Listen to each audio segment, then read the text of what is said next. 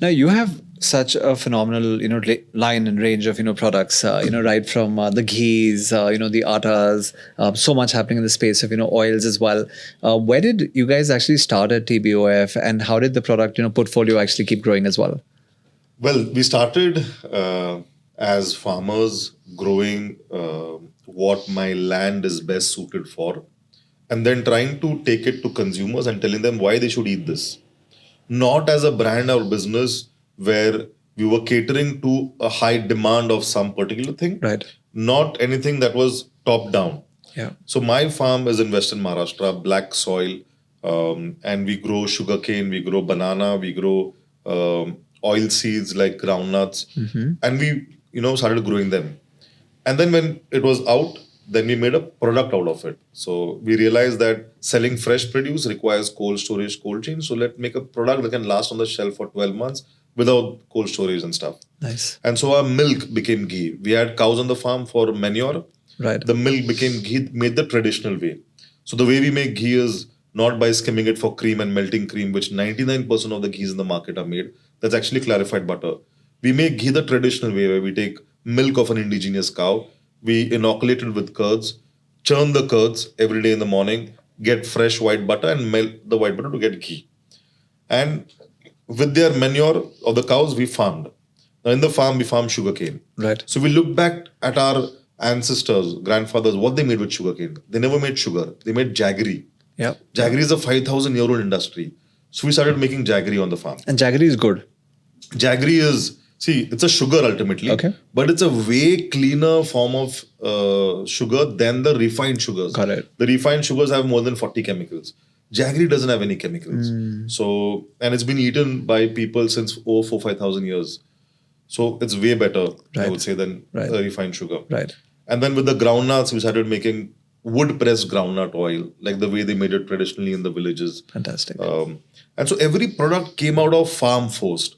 And then we told people why they should be having this ghee and not the ghee made by cream. While they both look same, might taste same, there's a difference in the way they are made.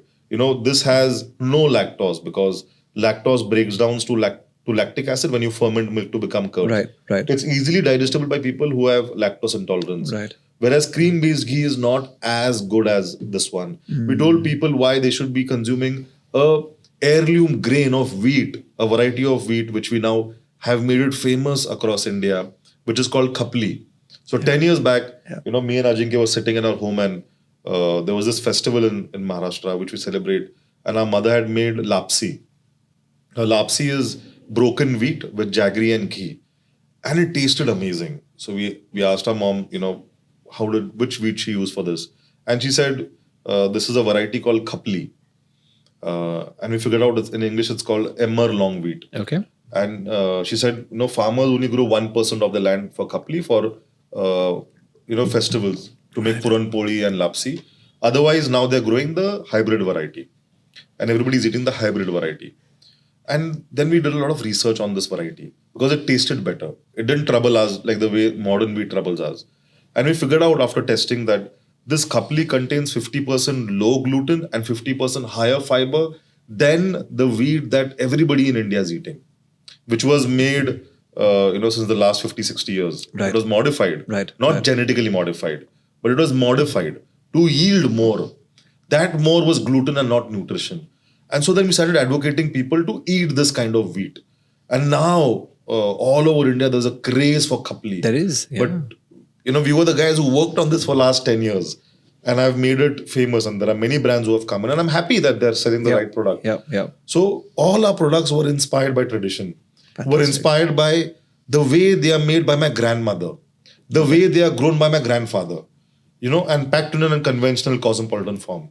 So that's how our products came to be. Love it. I'm sure you love this particular clip. If you want to watch the full episode, click on the link below and watch the whole episode.